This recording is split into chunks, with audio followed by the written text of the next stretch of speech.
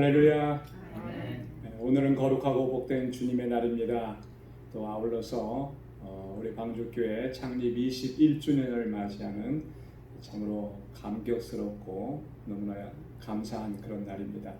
지난 21년 동안 하나님께서 우리 방주교회 세워주시고 또 선하신 능력의 손길로 또 여기까지 인도해 주셨습니다.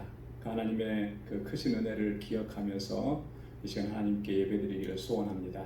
우리 다 함께 자리에서 일어나셔서 우리 마음과 뜻과 또 정성과 힘을 다해서 영과 진리로 하나님께 예배드리겠습니다.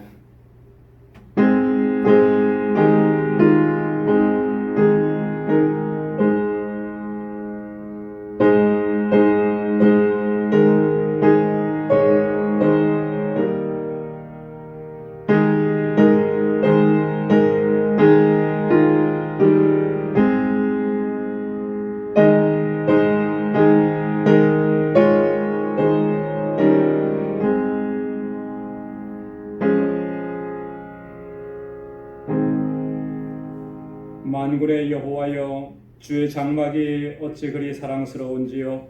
내 영혼이 여호와의 궁정을 사모하여 쇠약하며 내 마음과 육체가 생존하시는 하나님께 부르짖나이다. 나의 왕 나의 하나님 만군의 여호와여, 주의 제단에서 참새도 제 집을 얻고 제비도 새끼들 보금자리를 얻었나이다. 주의 집에 거하는 자가 복이 있나이다. 저희가 항상 주를 찬송하리이다. 여호와 하나님은 해요 방패시라. 여호와께서 은혜와 영화를 주시며 정직히 행하는 자에게 좋은 것을 아끼지 아니하실 것임이니이다. 만군의 여호와여, 주께 의지하는 자는 복이 있나이다. 아멘. 은혜가 풍성하시고 자비하신 여호와 하나님 아버지, 지난 한 주간도 주님의 크신 은혜와 사랑으로 저희들을 지켜주시고 보호해주시고 인도해주심을 감사합니다. 특별히 우리 방주교회 창립 21주년을 맞이하며 지난 21년 동안 하나님께서 이 공동체를 주님의 선하신 손길로 인도하시고 능력을 베푸시고 하나님께서 맡겨주신 귀한 사명을 잘 감당할 수 있도록 인도해 주심에 감사드립니다. 우리의 온 마음과 또 뜻과 힘을 다해서 주님께 영광 돌리고 하나님을 찬양하고 주의 이름을 높이는 이 한 시간 되도록 인도하여 주옵소서. 주님을 사모합니다. 주님의 임재를 갈망합니다. 오늘도 우리 가운데 임하셔서 우리의 예배를 받아주시고 하나님 주님께서 예비하신 그 은혜와 복으로 가득히 채워 주옵소서. 예수님의 이름으로 기원하옵나이다. 아멘. 전능하사 천지를 만드신 하나님 아버지를 내가 믿사오며 그 외아들 우리 주 예수 그리스도를 믿사오니 이는 성령으로 잉태하사 동정녀 마리아에게 낳으시고 본디오 빌라도에게 고난을 받으사 십자가에 못 박혀 죽으시고 장사한 지 사흘 만에 죽은 자 가운데서 다시 살아나시며 하늘에 오르사 전능하신 하나님 우편에 앉아 계시다가 저리로서 산 자와 죽은 자를 심판하러 오시리라. 성령을 믿사오며 거룩한 공회와 성도가 서로 교통하는 것과 죄를 사하여 주시는 것과 몸이 다시 사는 것과 영원히 사는 것을 믿사옵나이다. 아멘. 자리에 앉으시기 바랍니다. 찬송 21장, 새 찬송가 21장 우리 함께 찬양하겠습니다.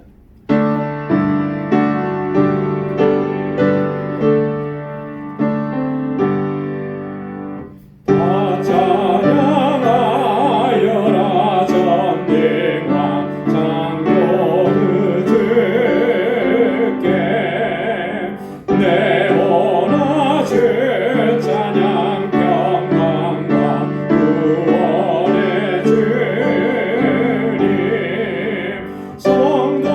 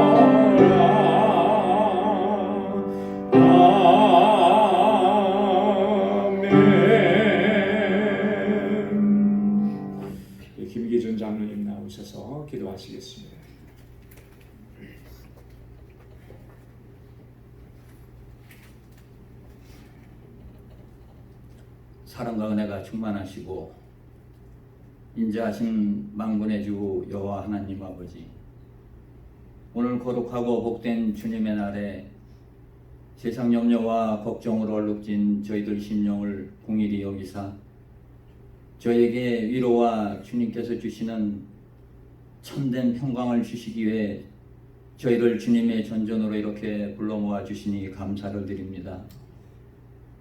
참으로 부족하고 연약하여서 나아갈 바를 모른 채 때로는 세상을 한탄하고 원망하기도 한 저희들의 허물 많은 심령을 그대로 가지고 보좌 앞으로 나아갑니다. 저희들 심령을 주님의 보혈로 정케하여 주시어서 오로지 신실하신 주님만을 바라보게 하여 주셔 하나님 보시기에 합당한 예배자로 바로 설 수 있도록 은혜를 더하여 주시옵소서.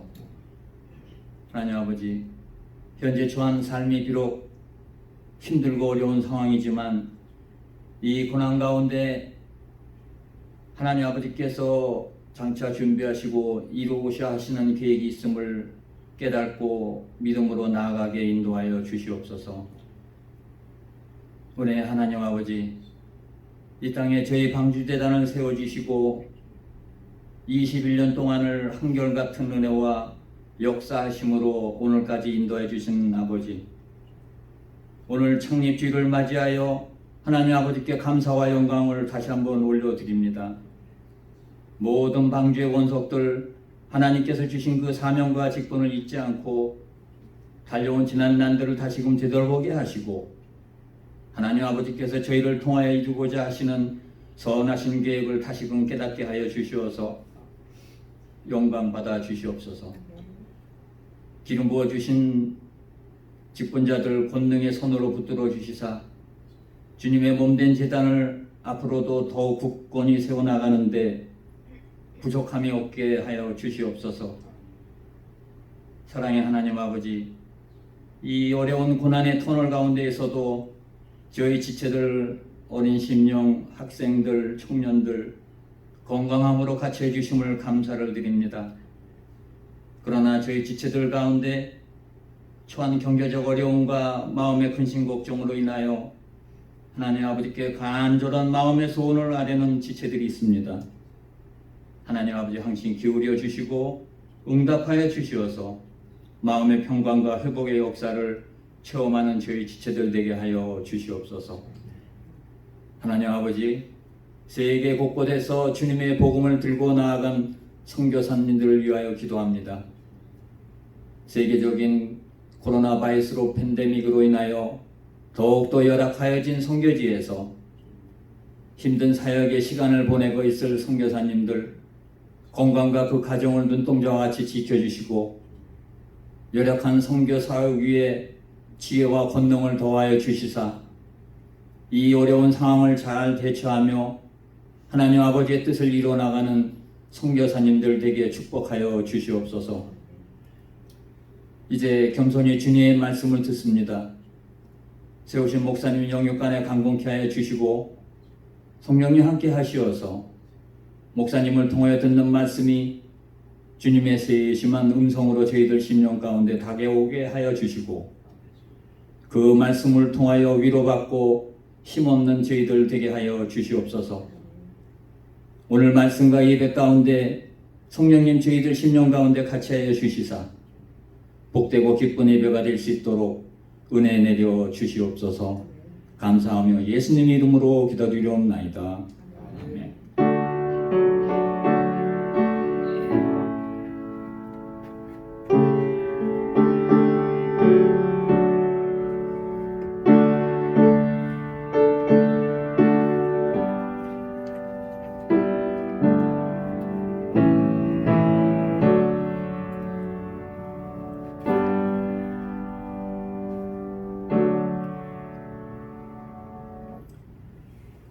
오늘 우리에게 주시는 하나님의 말씀은 신약성경 요한계시록 제3장 1절에서 6절까지 말씀입니다. 신약성경 401페이지 요한계시록 제3장 1절에서 6절까지 말씀 제가 봉독하도록 하겠습니다. 4대 교회의 사자에게 편지하기를 하나님의 7 영과 7 별을 가진 이가 가라사대 내가 내 행위를 아노니 내가 살았다 하는 이름은 가졌으나 죽은 자로다. 너는 일깨워 그 남은 바 죽게 된 것을 굳게 하라. 내 하나님 앞에 내 행위에 온전한 것을 찾지 못하였노니 그러므로 내가 어떻게 받았으며 어떻게 들었는지 생각하고 지키어 회개하라. 만일 일깨지 아니하면 내가 도적같이 이르리니 어느 시에 내게 임하는지 내가 알지 못하리라. 그러나 4대에 그 옷을 더럽히지 아니한 자 몇 명이 내게 있어 흰옷을 입고 나와 함께 다니리니 그들은 합당한 자인 연고라. 이기는 자는 이와 같이 흰옷을 입을 것이요 내가 그 이름을 생명책에서 다시 흐리지 아니하고 그 이름을 내 아버지 앞과 그 천사들 앞에서 시인하리라. 귀 있는 자는 성령이 교회들에게 하시는 말씀을 들을지어다. 아멘. 할렐루야. 오늘은 우리 방주교회가 창립 21주년을 맞이하는 매우 뜻깊은 해입니다. 21년이라는 짧지 않은 그런 세월 동안 하나님께서 정말 그 능력의 손길을 베풀어 주시고 은혜를 베풀어 주시고 또 수많은 역사들을 이루시면서 하나님께서 여기까지 인도해 주셨습니다. 세상의 모든 교회들과 마찬가지로 우리 방주교회도 하나님께서 특별한 뜻과 목적을 두시고 세우셨다라고 하는 사실을 우리가 항상 기억해야 할 줄로 믿습니다. 방주교회는 21주년을 맞이했고요. 또 제가 우리 방주교회 목회자로 부임해 와서 목회를 시작한 지는 16년이 됐습니다.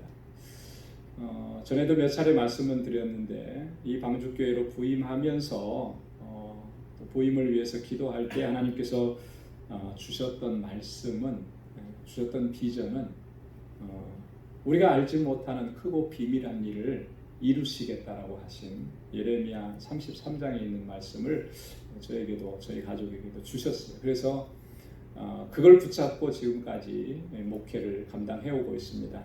하나님께서 우리가 알지 못하는 크고 비밀한 일이 무엇일까? 조금씩 그것이 분명해지는 것 같아요. 그래서 그 하나님께서 주신 비전을 서로 또 나누면서 하나님께서 행하시는 일들, 그 역사들을 또 경험하고 체험하게 하시는 것이죠. 그래서 참 그 순간들을 겪을 때마다 너무너무나 감격스럽다라고 하는 것을 고백하지 않을 수가 없습니다. 사실 어떤 측면에서 보면은 교회는 사람들이 모여서 이룬 공동체입니다. 그리고 또 소위 말해서 신앙적으로 의기투합해서 교회를 세운 것 같아요. 하지만 결코 그렇지 않다라고 하는 것이죠. 사람들이 어떤 의지를 가지고 신앙적인 결단을 가지고 의기투합해서 교회를 세운 것 같지만 그래서 사람이 세운 것 같지만 그렇지 않다라고 하는 거죠. 교회는 철저하게 하나님께서 세우시는 것입니다.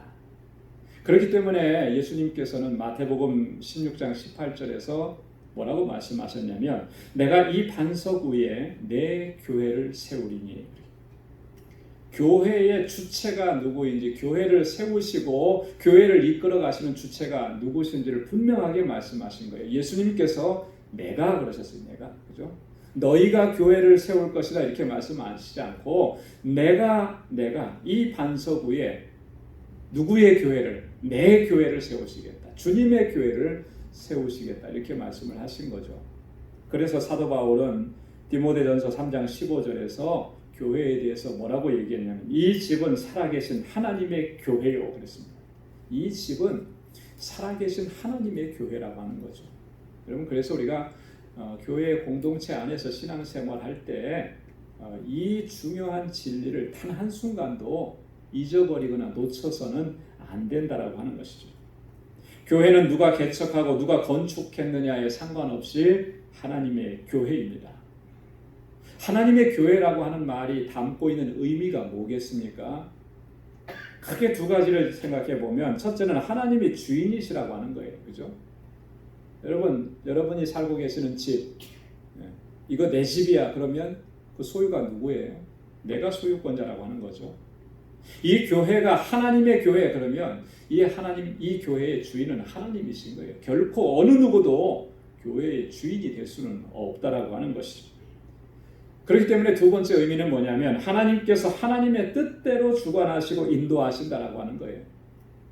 여러분 이 집에 어떤 내 집에 권리가 나에게 있으면 이 집을 내 뜻대로 하는 거죠. 고치고 싶으면 이렇게 고치고 저렇게 고치고.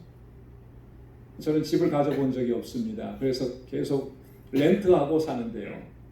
여러분 렌트 하시는 분들 공감할 거예요. 내 마음대로 할 수 있는 게 있습니까? 없어요. 내 마음대로 할 수 있는. 그런 게 없습니다. 다 뭐 하고 싶으면 랜로드한테 다 물어봐야 돼요. 이거 해도 되냐? 허락받아야 돼요.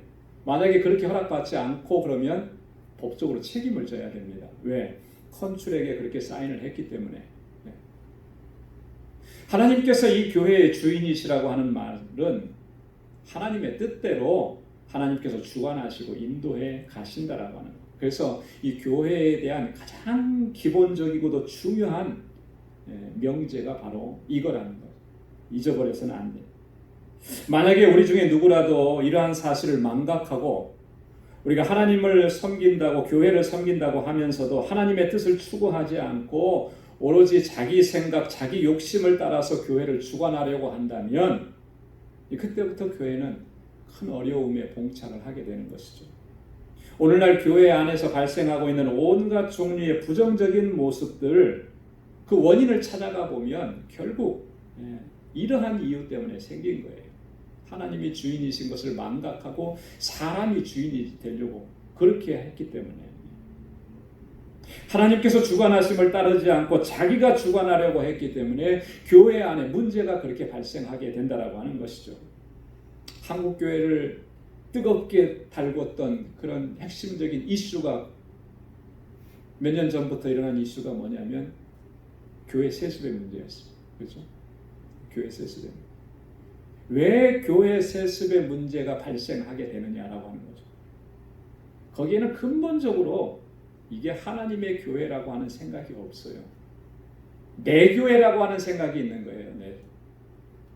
그렇기 때문에 그런 문제가 발생하고 그것 때문에 한국 교회가 너무나 큰 어려움을 겪게 되고 사회의 지탄을 받고 여러분 회사 일반 사회에서도요. 물론 처음에 예전에는 그게 용납이 됐었잖아요. 네, 내가 설립한 회사 그죠? 그거 키워놔서 자녀에게 물려주는 건 내 회사니까 그게 과거에는 그게 허용이 됐지만 요즘에는 그게 허용이 됩니까? 아니잖아요. 내가 세웠지만 그 회사를 그렇게 일궈 나가는 데는 본인이 아니라 거기서 함께 일해준 사람들의 수고와 노력이 있는 거예요. 그죠? 그 피땀과 희생이 있는 거예요. 그래서 교회가 회사가 이렇게 성장하게 된 거죠. 그렇다면 마땅히 이 회사의 주인은 누구예요? 창립자가 주인이 아니고 거기서 일하는 사람들이 주인이 되는 거죠. 비슷한 원리잖아요. 교회를 이렇게 세워서 하나님 앞에 온전히 세워갈 때 이 교회의 주인이 내가 아니고 하나님이시라고 하는 거 분명하게 인식한다면 교회 안에 지금 일어나고 있는 여러 가지 그런 문제들요 거의 대부분은 다 사라질 겁니다. 없어질 거예요. 여러분 그렇기 때문에 우리는 하나님께서 이 교회의 주인이시고 하나님께서 자기 뜻을 두시고 인도하신다는 사실을 분명하게 우리가 기억하면서 그러면 하나님의 이 교회를 세우신 뜻이 무엇인가, 목적이 무엇인가 그것을 찾아가야 되는 거죠. 여러분 하나님께서 교회를 세우신 목적이 뭐겠습니까? 크게 두 가지를 얘기해 보자면 우리가 너무나 잘 알고 있는 거예요. 하나님께서 이 교회를 세우신 것은 이 공동체가 하나님을 예배하는 공동체가 되게 하시기 위함입니다. 그래서 교회의 가장 큰 사명은 예배에 있어요. 예배. 그래서 교회는 무엇보다도 우선적으로 하나님을 예배하는 일에 최우선 순위를 둬야 되고 하나님 예배하는 것에 최선을 다해야 되는 것입니다. 이게 교회의 사역의 중심이에요. 핵심입니다. 예배가 핵심이라고 하는 거죠. 이 중심을 놓쳐버리게 되면 여러분 우리는요 그 어떤 것으로도 하나님께 영광 돌릴 수가 없어요. 이 중심을 놓치면 무엇으로 하나님을 기쁘시게 할 수가 있겠습니까? 하나님께서 가장 기뻐하시는 것이 뭐겠어요? 하나님의 목적이 분명하게 드러난 일, 그 일이 이루어질 때 하나님께서 가장 기뻐하시는 거 아니겠습니까? 그게 바로 예배라고 하는 것이죠. 이사야 43장 21절에 이 백성은 내가 나를 위하여 지었나니 나의 찬송을 부르게 하려 하심이라. 하나님 분명하게 말씀하신 거예요. 이 백성을 지으신 목적이 뭐냐? 이 공동체를 세우신 이유가 뭐냐? 나의 찬송을 부르게 하려 합니다. 두 번째, 이 하나님께서 교회를 세우신 목적 하면은 그것은 이 교회가 예수 그리스도의 복음을 증거하는 선교적인 공동체가 되게 하시기 위함이라는 거예요. 여러분, 하나님께서 이 세상의 많은 영혼들을 구원하시려고 하실 때 하나의 원칙을 정하셨습니다. 그게 뭐냐면 교회를 통해서 세상 모든 민족을 구원하시고자 하는 그 계획을 세우셨다라고 합니다. 그게 아니라면 하나님께서 이 교회를 세우실 이유가 없으셨겠죠. 믿는 사람 한 사람 한 사람, 그 사람이 가서 한 사람 전도해서 예수 믿게 하고 뭐 그렇게 하는 방식을 하셨습니다. 그러나 하나님께서는 공동체를 세우셨습니다. 믿음의 사람들을 불러 모아서 하나의 공동체가 되게 하시고, 그것을 신약시대 이후에는 교회라고 부르는데, 그 교회를 통해서 예수 그리스도의 구속의 사건, 구속의 은혜를 전하게 하신 겁니다. 교회를 통해서 세상에 하나님께서 택하신 영혼들을 불러들여서 구원받게 하신 거예요. 그래서 주님께서는 지금까지도 주님의 이름으로 세상에 많은 교회를 세우셨고 지금도 계속해서 교회를 세우고 계시는 것입니다. 이런 하나님의 뜻과 하나님의 목적을 잘 알기 때문에 지금도 수많은 주의 종들이 하나님의 그 마음을 품고 세계 곳곳을 찾아가는 거예요. 거기 가서 복음을 증거하고 교회를 세우고 죽어가는 수많은 영혼들을 주님께로 인도해서 새 생명을 얻게 하는 이 일을 위해서 헌신하는 것이에요. 이게 하나님께서 교회를 세우신 두 번째 목적이라는 거예요. 에베소서 2장 10절 말씀에 보면 우리는 그의 만드신 바라 그리스도 예수 안에서 선한 일을 위하여 지으심을 받은 자니 이 일은 하나님이 전에 예비하사 우리로 그 가운데에서 행하게 하려 하심이니라. 그리스도 예수 안에서 선한 일을 위하여 지으심을 받은 자라. 그 선한 일이라는 게 뭐겠습니까? 하나님께서 우리를 구원하셨듯이 그 구원의 복된 소식을 증거하는 일, 이 일을 위해서 우리를 세우셨고 이 공동체를 세우셨다. 이러한 하나님의 뜻과 목적을 우리가 항상 기억해야 할 줄로 믿습니다. 그리고 우리 자신과 우리 교회가 이런 하나님의 뜻에 정말 부합하고 있는지를 늘 살펴야 하는 거예요. 만약에 하나님의 뜻과 이 목적을 우리가 놓치고 있다면 그거 바로 잡아야 하는 것입니다. 만약에 우리가 이런 수고를 게을르게 한다면 어떤 결과를 맞이하게 되겠습니까? 오늘 우리가 함께 봉독한 본문의 말씀에 나오는 그 4대 교회가 주님께로부터 책망을 받았는데 그런 책망을 우리가 면할 길이 없을 것이라고 합니다. 오늘 본문에 등장하는 4대 교회는 요한계시록 2장과 3장에 나오는 소아시아 7교회 가운데 영적으로 가장 최악의 모습을 보여준 그런 교회가 바로 4대 교회입니다. 4대 교회를 향한 주님의 책망은 정말 무시무시했고요. 최악이었습니다. 여러분 뭐라고 책망하셨는지 오늘 본문을 같이 읽었으니까 기억나시죠? 자, 1절 하반절 말씀을 한번 보십시오. 거기 뭐라고 말씀하시는가? 내가 내 행위를 아노니 내가 살았다 하는 이름은 가졌으나 죽은 자로다. 네. 주님께서 말씀합니다. 내가 내 행위를 안다. 너가 지금 어떻게 했는지, 무엇을 행하고 있는지 속속들이 다 보고 그래서 다 알고 있다라고 이렇게 말씀을 하시는 거예요. 자, 어떤 면에서 보면은 4대 교회는 자신들의 행위에 대해서 나름대로 자부심을 가지고 있었을지도 모르겠어요. 자, 이런 일들 행하고 우리가 이렇게 모였고 이렇게 했으니까 우리는 정말 잘하고 있다. 막 이렇게 생각을 했을 것 같아요. 오늘 본문의 말씀 뉘앙스를 보면. 왜냐하면 하나님께서 너의 행위를 내가 다 안다고 한 걸 보면, 이 안다는 게 뭐겠어요? 겉으로 드러난 걸 안다는 거겠습니까? 아니죠. 그 행위가 뭘 의미하는지 그거 주님께서 판단하셨다라고 하는 그런 의미잖아요. 자신들은 그렇게 당당하고 자부심을 가지고 우리는 정말 잘 모이는 공동체야 이렇게 했을지 모르는데 주님께서 보실 때는 결코 그렇지 않다라고 하는 거예요. 뭐가 더 중요한 거겠습니까? 자기들의 판단이 중요합니까? 주님께서 판단하시는 게 중요해요. 주님이 판단하시는 게 더 중요한 거죠. 내가 살았다는 이름을 가졌으나 죽은 자로다. 겉으로 볼 때는 번듯합니다. 심지어는 왕성한 활동력을 가지고 있는 것처럼 그렇게 보입니다. 그러한 모습이 그러나 살아있음을 증명하고 살아있음을 보여주는 거 아니라는 거죠. 하나님께서 보실 때는 너희는 죽은 것이다. 이렇게 말씀하시는 거예요. 자, 2절 하반절 말씀도 보십시오. 또 뭐라고 말씀하시느냐면 내 행위에 온전한 것을 찾지 못하였느니라. 이 말씀을 보면 뭐가 느껴집니까? 하나님께서 뭔가 지금 찾으시는 게 있다라고 하는 거예요. 그죠? 네. 하나님께서 정말 간절하게 찾으시는 게 있는데 그것 찾아보려고 했는데 그 공동체 안에는 그게 없다라고 하는 거예요. 그러면 그 공동체가 하나님 앞에서 의미가 있겠습니까? 하나님 찾으시는 거 찾는데 없는데 의미가 없는 거죠. 그죠? 내 행위에 온전한 것을 지금 찾는데 그게 보이지 않는다라고 하는 거예요. 와, 이게 엄청난 거 아니겠습니까? 하나님께서 찾으시는 것은 너 행위에 온전한 것. 그런데 그게 안 보인다, 없다. 여기서 말하는 그 행위에 온전한 것이라고 하는 것은 완전함을 의미하는 건 아니에요. 퍼펙트한 것을 의미하는 거 아니에요. 100%를 의미하는 거 아닙니다. 이 말씀이 의미하는 것은 정말 그들이 영적으로 깨어 있는지, 그래서 하나님의 뜻과 하나님의 말씀에 합당한 삶을 살아가고 있느냐라고 하는, 그걸 보신다라고. 근데 그 모습을 찾지 못하셨다라고 하나님이 탄식하시는 것이죠. 엄중한 책망을 하시는 그런 말씀입니다. 이렇게 책망하신 주님께서는 그렇다면 그들이 앞으로 어떻게 해야 하는지를 엄중하게 또 권고하시면서 경고하셨습니다.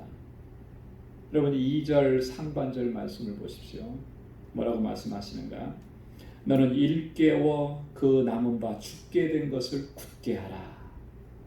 한번 따라서 해보십시오. 너는 일깨워 그 남은 바 죽게 된 것을 굳게 하라. 아멘. 여러분 좀 소망이 보이지 않습니까? 이 말씀에. 이런 상황을 두고 아마 불행 중 다행이다 뭐 이런 표현을 쓸 수 있을 것 같아요. 그죠? 주님께서 책망하시는 그 말씀을 보면 진짜 당장에 없어질 것 같고 당장에 소멸될 것 같고 하나님의 심판이 임할 것 같은데 주님께서 권고하시는 말씀을 보니까 불행 중 다행인 거예요. 조금은 소망이 있는 거예요.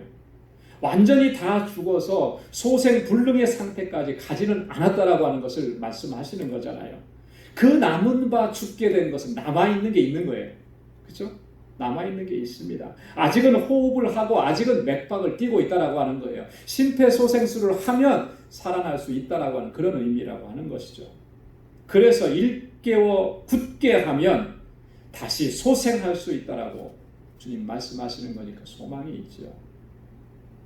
그러니 그 미약한 호흡과 맥박을 다시금 힘차게 뛸 수 있게끔 하기 위해서 일깨우라는 거예요. 깨어나라는 것입니다. 굳게 하라는 것입니다. 견고해지라고 하는 거죠. 3절 말씀도 보면 뭐라고 권고하십니까? 그러므로 내가 어떻게 받았으며 어떻게 들었는지 생각하고 지키어 회개하라. 할렐루야. 여러분 이게 일깨우는 거라는 거죠. 이게 다시 굳게 하라는 것입니다. 너는 어떻게 받았으며 어떻게 들었는지. 뭘 받았는 걸 얘기하는 거예요? 뭘 들었다는 것을 얘기하는 거겠습니까? 예수 그리스도의 구원의 복음을 너희가 어떻게 받았는지. 예수님께서 나를 구원해 주시고 구속해 주시고 나를 이렇게 하나님의 자녀로 삼아 주시고 그렇게 하신 것을 너희가 어떻게 받았느냐. 그때 너희의 믿음의 고백이 무엇이었으며 구원의 기쁨과 감격이 무엇이었었는지를 다시 한번 그걸 회복하라고 하는 거예요. 그거 회복해야 된다라고 하는 것이죠. 지키어 회개하라 했습니다. 지키어 회개하라. 끝까지 붙잡아야 될 것은 나를 구속해 주신 주님의 구속의 은혜예요. 그리고 주님의 주신 말씀, 그거 지켜야 합니다. 그리고 회개하라는 것이죠. 내가 어떻게 구원받았는지, 하나님께서 나에게 얼마나 놀라운 구원의 은혜를 베풀어 주셨는지, 그것이 내 속에서 어떻게 역사했는지, 그것을 되새겨 보면 내가 지금 얼마만큼 하나님께로부터 멀어져 있는지, 어떻게 하나님께로부터 떠나 있는지 발견할 수 있게 된다라고 하는 거예요. 그래서 회개하라는 것입니다. 지키어 회개하라라고 하는 말씀은요, 순종과 회개의 상관관계를 보여주는 거예요. 진정한 회개가 뭐냐라고 하는 것을 보여주는 거죠. 하나님의 말씀을 순종하고 그 말씀을 지켜 사는 삶이 진정한 회개의 삶이라고 하는 것입니다. 좀 심각하게 말씀을 드리면, 하나님의 말씀을 순종하지 않고 그 말씀을 지켜 행하지 않으면 그 회개하는 회개의 입술과 그 입술의 고백들, 그리고 회개한다고 하면서 흘렸던 그 수많은 눈물들은요, 좀 심각하게 얘기하면 그건 하나님을 기만한 행위나 똑같다라고 하는 거예요. 눈물은 많이 흘렸는데 내가 잘못했습니다 얘기하고 고백했는데, 그런데도 삶이 변화되지 않아요. 하나님의 말씀을 붙잡지 않습니다. 말씀에 순종하지 않습니다. 그건 참된 회개가 아니라는 거죠. 그래서 순종과 회개는 연결되어 있는 것입니다. 상관관계에 있는 것입니다. 눈물을 많이 흘리고 입술의 고백을 많이 한 것이 그게 회개가 아니고, 진정한 회개는 하나님의 말씀으로 돌아가는 겁니다. 하나님의 말씀에 순종하는 겁니다. 그 말씀을 지켜 행하는 것입니다.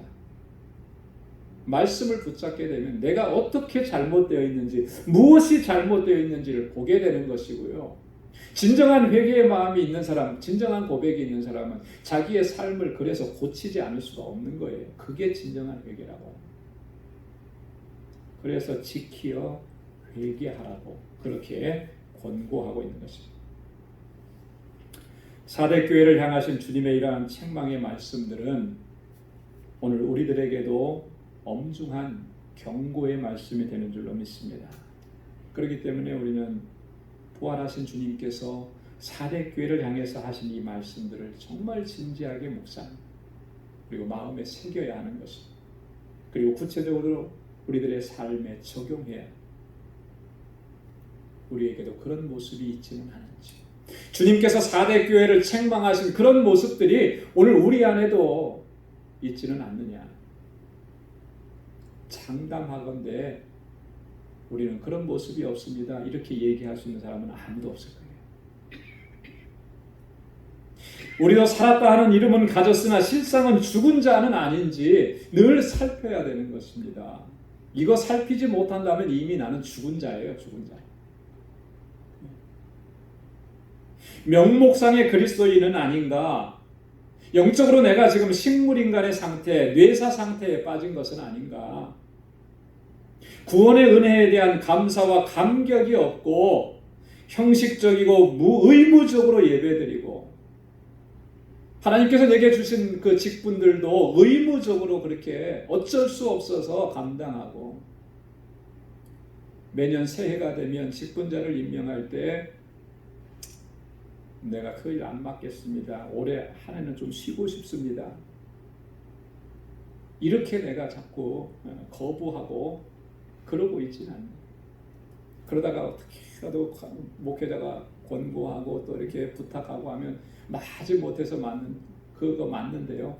1년 동안 맡아놓고도 마음의 부담은 되죠. 근데 하지를 않는 거죠. 감당을 안 하는 거죠. 왜요? 그게 의무적으로 느껴지니까. 아직도 여전히 소위 말하는 썬데이 크리스찬인가, 거기에 머물러 있지는 않느냐. 신앙적이고 영적인 일에는 전혀 관심이 없고 오직 육신의 정욕과 안목의 정욕, 그리고 이생의 자랑만을 추구하는 삶을 살아가고 있지 않느냐.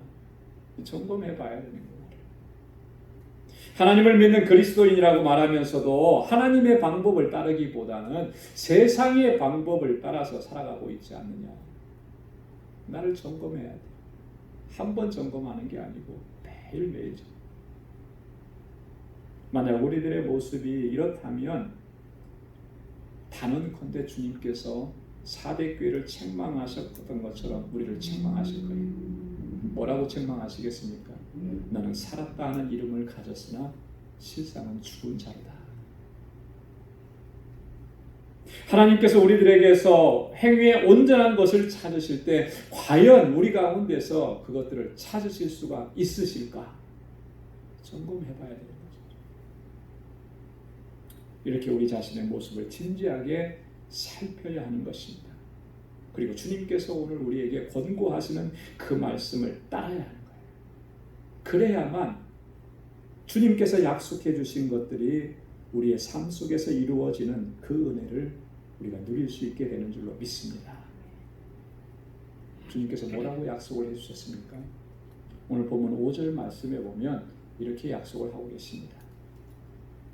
한번 5절 말씀은 같이 한번 읽어보겠습니다. 다 같이요. 시작.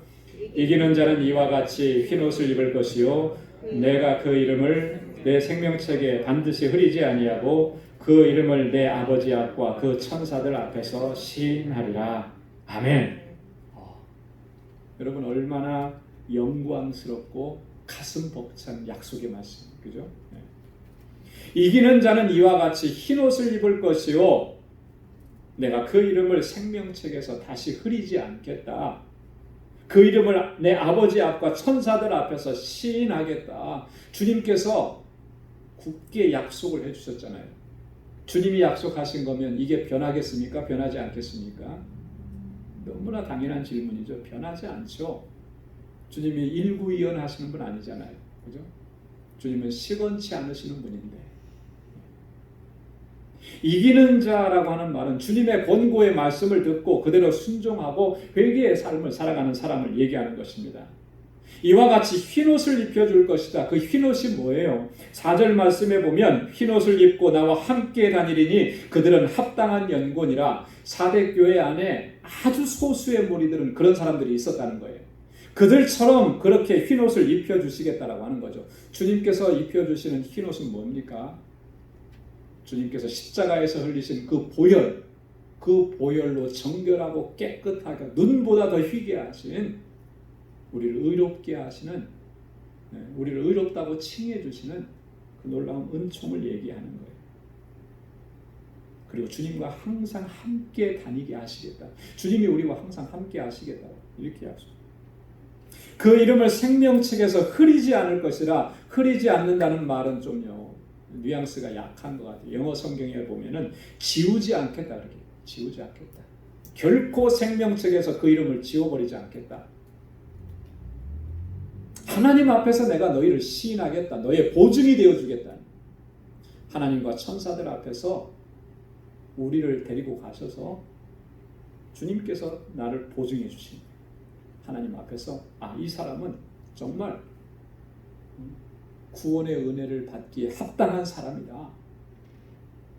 구원의 은혜의 감격 속에서 살아가는 사람이고 하나님의 나라에서 영원히 살 사람이라고 주님께서 보증해 주신다라고 하는 거예요. 이 약속이 주어진 누구에게? 이기는 자에게. 이기는 자. 사랑하는 성도 여러분, 오늘 4대 교회에게 주신 부활하신 주님의 이 말씀 항상 우리 마음에 새기고 기억하시기를 바랍니다. 그러면서 우리의 신앙의 모습, 우리의 영적인 모습을 늘 살펴서 바로 잡아야 해요. 우리 교회가 진정으로 하나님께서 기뻐하시는 그런 믿음의 공동체, 사랑의 공동체, 그리고 증인의 공동체가 되도록 우리가 최선을 다해야 하는 것입니다. 그래야 할 때 우리는 비록 연약하지만 하나님께서 우리를 인도하시고 또 우리 가운데서 역사하셔서 하나님께서 이 교회를 세우신 그 뜻과 목적에 부합하는 그런 교회가 되게 하시고 늘 하나님께 영광 돌리는 공동체가 되도록 우리를 인도해 주실 줄로 믿습니다. 주님 오시는 그날까지 우리 한 사람 한 사람이 또 우리 방주교회가 그렇게 하나님께 영광 돌리고 쓰임받는 그런 귀한 공동체 될 수 있기를 주님의 이름으로 축원합니다. 기도하겠습니다. 은혜가 풍성하시고 자비하신 아버지 참 고맙고 감사합니다. 거룩하고 복된 주님의 날 이 아침에 하나님께 예배하게 하시고 오늘 이 시간도 주님의 귀한 말씀으로 우리의 심령 가운데 들려주셔서 감사합니다. 4대 교회를 향해서 책망하셨던 주님의 그 책망이 오늘 우리를 위해서 나를 향해서 하신 책망임을 저희들이 기억합니다. 우리의 영적인 실존의 모습, 우리 교회의 영적 실존의 모습을 바로 볼 수 있게 하시고 잘못되어져 가고 있는 부분들을 말씀 안에서 바로 잡을 수 있도록 도와주시고 하나님 앞에 온전하게 서기를 늘 힘쓸 수 있는 저희들 되게 하여 주옵소서. 온전한 예배 공동체가 되게 하시고 온전한 증인의 공동체가 되게 하시고 온전한 사랑의 공동체가 될 수 있도록 주님 역사하여 주옵소서. 우리 한 사람 한 사람의 그 눈물의 기도와 수고의 헌신과 그 땀이 모아져서 하나님 이 공동체가 하나님 기뻐하시는 공동체로 바로 세워갈 수 있도록 주님 역사하여 주옵소서. 그래서 주님 오시는 그날까지 오직 하나님께만 영광 돌리고 주님께서 뜻하신 일들을 온전히 감당하고 세상 가운데 주의 복음을 증거하는 아름다운 공동체가 되도록 주님 인도해 주옵소서. 감사하며 예수님의 이름으로 기도드리옵나이다. 아멘. 찬송 245장, 새 찬송가 210장 함께 부르시면서 준비하신 예물 하나님께 드리겠습니다.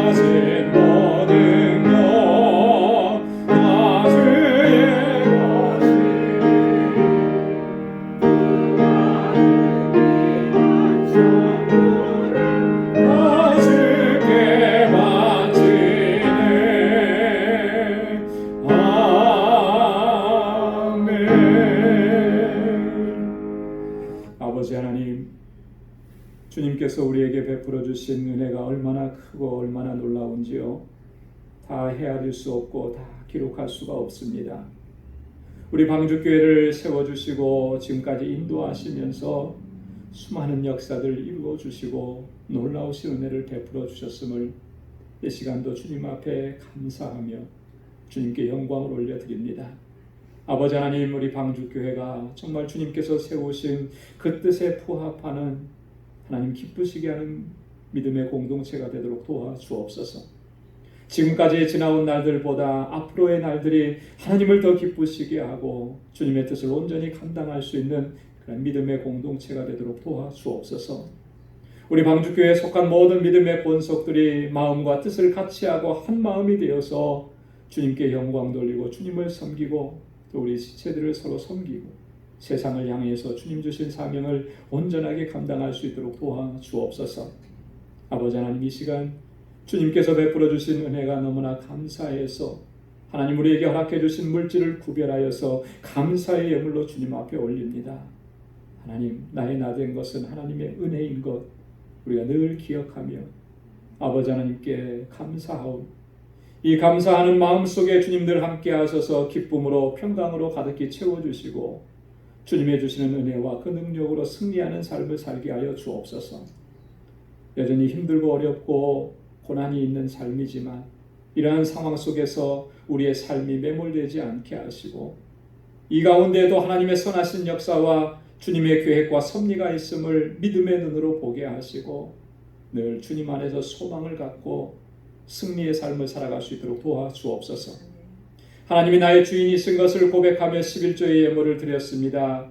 아버지 하나님, 저희의 삶을 모두 주님 앞에 드렸사오니 주님께서 받아주시고 이제는 전적으로 저희의 삶을 주관하시고 인도하시고 승리의 삶을 살아갈 수 있도록 도와주옵소서. 땅끝까지 이르러 내 증인되라고 하신 우리 주님의 명령을 기억하며 이 시간 아버지 선교의 예물로 구별하여 드립니다.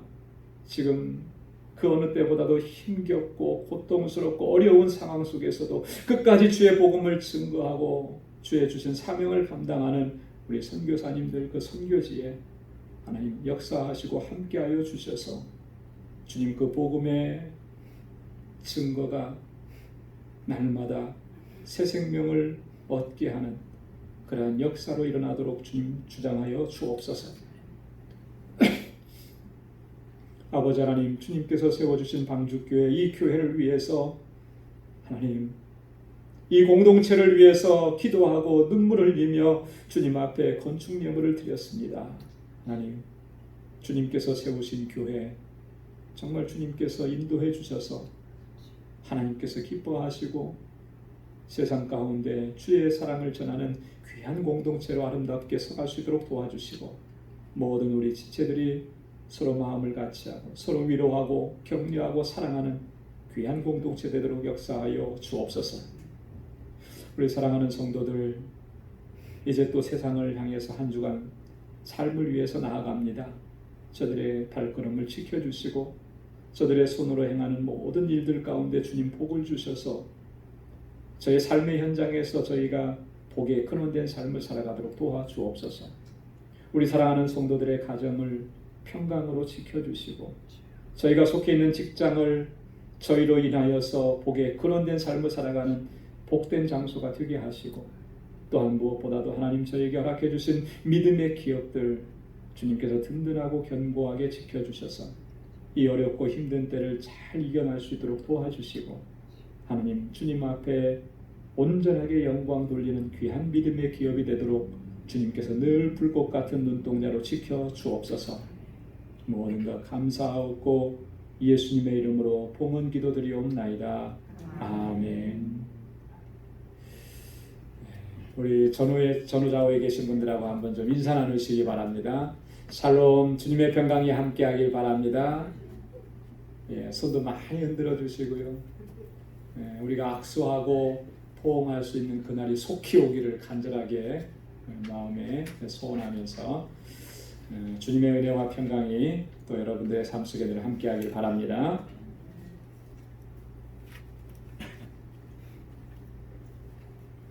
교회 소식 전해드리도록 하겠습니다.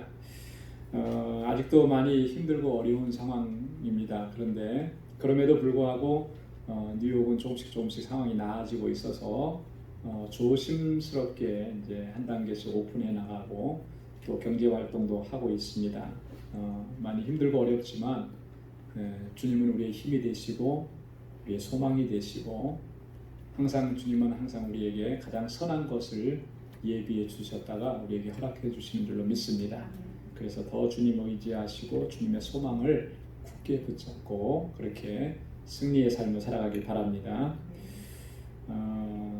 우리 예배 참석하시는 분들도 예방 수칙 정말 잘 지켜주셔서 참 감사해요. 제가 같이 예배 드릴 때 보면은 한 분도 이렇게 답답하실 텐데 한 분도 마스크 벗는 분들이 안 계시고 그런데 너무나 고맙고, 제가 가끔 이제 다른 교회들도 얘기 듣거든요. 근데 이제 처음에는 마스크 쓰고 예배 드리다가 답답하니까 다 벗고 뭐 이런 분들이 많대요. 그래서 참 안타깝고 그렇다 그러는데 저희 교회는 정말 잘 따라 주셔서 너무나 감사하고요. 그리고 교회가 늘 안전하도록, 또 나뿐만 아니라 다른 믿음의 지체들도 안전하도록 늘 우리가 배려하고 또 주의하고 그렇게 공동체 생활을 하면 감사하겠습니다. 우리 창립 21주년 감사 주일입니다. 늘 교회를 위해서 여러분 기도해 주시고 하나님께서 우리 교회를 세우신 그 목적과 뜻에 부합하도록 우리가 늘 힘쓰기를 위해서 기도하고 또 그렇게 힘쓸 수 있는 우리 광주교회 공동체가 되기를 소원합니다. 21년 짧은 시간 아니죠, 그죠? 또 앞으로 20년을 향해서 달려갈 때 지금보다 더 하나님을 기쁘시게 하는 그런 공동체. 여러분 교회가 얼마나 크냐, 얼마나 많이 모였느냐, 뭐 건물을 가지고 있느냐, 가지고 있지 않느냐, 이거는 별로 중요한 게 아니에요. 그렇게 중요한 거 아니에요. 우리가 정말 하나님께서 원하시는 일들을 행하고 있느냐, 이게 중요한 거예요. 그죠? 정말 중요한 것은 하나님께서 우리에게 뜻하신 일들을 우리가 정말 어떻게 최선을 다해서 감당하고 있느냐. 하나님, 저는 그런 하나님께서 그거 보실 것 같아요. 성경을 읽어보면 어디 성경을 읽어봐도 하나님께서 보시는 거는 그런 부분이지 얼마나 큰 교회를 가졌냐, 얼마나 많이 모였냐, 이런 거는 하나님의 관심 아닌 것 같아요. 우리가 하나님께서 우리에게 주신 사명에 중심을 맞추면 하나님 기뻐하시고 또 그러한 일들을 더 감당할 수 있도록 하나님께서 역사해 주시는 줄로 믿습니다. 우리 광주교회가 그런 공동체가 되기를 위해서 기도하고 또 늘 마음을 같이 해야 할 줄로 믿습니다. 우리 멕시코 알라메다 소식입니다. 지난번에 저희가 이 마스크 보내기 특별 헌금을 했어요. 그래서 그 가운데 2,500불을 선교사님에게 보내드렸습니다. 그래서 선교사님은 그 선교 헌금을 받아서 지금 알라메다에다 지금 연락을 해서 오늘입니다. 오늘 마스크를 전달한다고요. 참 감사하게도 한국에서 그 마스크 도네이션 받은 것도 있는데 이게 가지고 올 수 있는 방법을 찾다가 도저히 못 찾았다. 뭐 몇십 장 정도 오는 거는 괜찮은데 이게 한 2,000장 이상 와야 되니까 도저히 안 되더라고요. 그래서 어떻게 해야 되나 고민을 하다가 멕시코 알라메다에 연락을 했는데 한국 사람 지인에게 연락을 했더니 한국 분 중에 한 분이 봉제 공장을 하시는 거예요. 이분이 마스크 생산을 하는 거예요. 거기하고 연결이 됐어요 지금. 그래서 지금 1,000 마스크 있죠. 아무래도 거기는 덴탈 마스크 뭐 이런 게 한번 쓰고 버리는 게 너무 아깝잖아요 사실. 그런 생각도 좀 했는데 방법이 없었는데 거기를 찾은 거예요. 그래서 1,000 마스크를 보내주면 본인들이 또 빨아서 또 세탁해서 다시 쓸 수 있으니까. 거기하고 연결이 돼서 지금 1차로 1,500장을 주문을 했답니다. 1,500장을 주문해서 그 지역을 관할하는 경찰 선교도 지금 하고 있는데 경찰서에 한 500장 정도 보내주고 1,000장을 이제 그 알라메다 주민들 가정에 가정당 4장씩을 이렇게 전달해주는 그걸 지금 오늘 한답니다. 그 힐이라고 하는 사역자 그리고 로레타라고 하는 그 여자 사역자인데 그분들이 같이 가서 각 가정마다 이렇게 해주고 그리고 2차로 한 2주 정도 지나고 난 뒤에는 또 한국의 어떤 단체에서 좀 협력을 해주셨대요. 그래서 우리가 마스크 사고 조금 남은 거 하고 반 정도 남았는데 그거 하고 한국에서 오는 그 돈하고 합쳐가지고 생필품을 전달해줘요.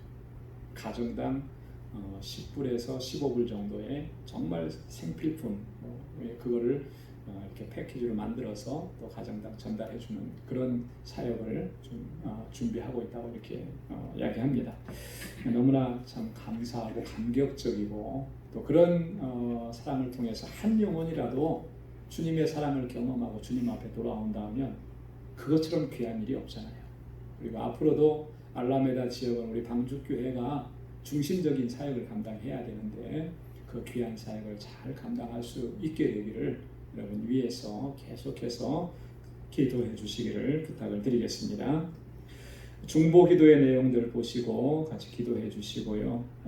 그리고 우리 정덕수 선교사님은 아마 당분간 들어가기가 쉽지 않을 것 같다 그래요. 그래서 상황을 보시고 계속 노력을 하시겠다고 하니까 기도해 주시면 고맙겠습니다. 우리 다 함께 자리에서 일어나셔서 427장 1절 부르시겠습니다.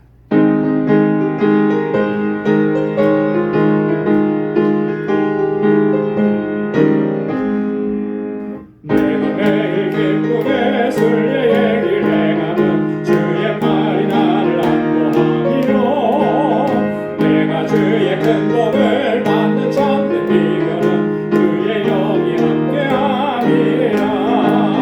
성령이 계시네 할렐루야 함께하시네.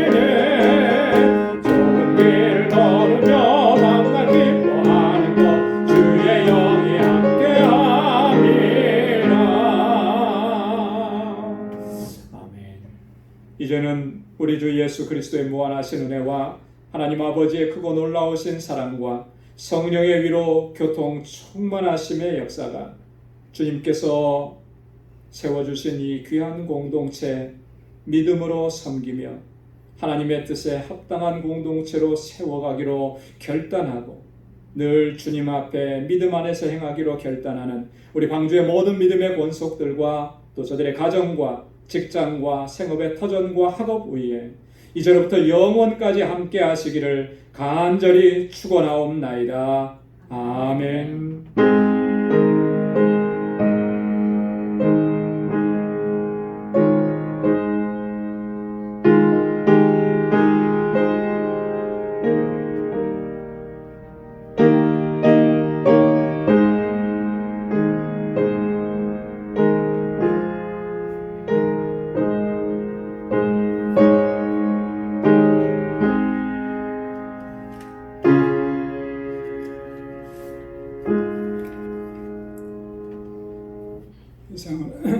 이상으로 창립주일 예배 모두 마치도록 하겠습니다.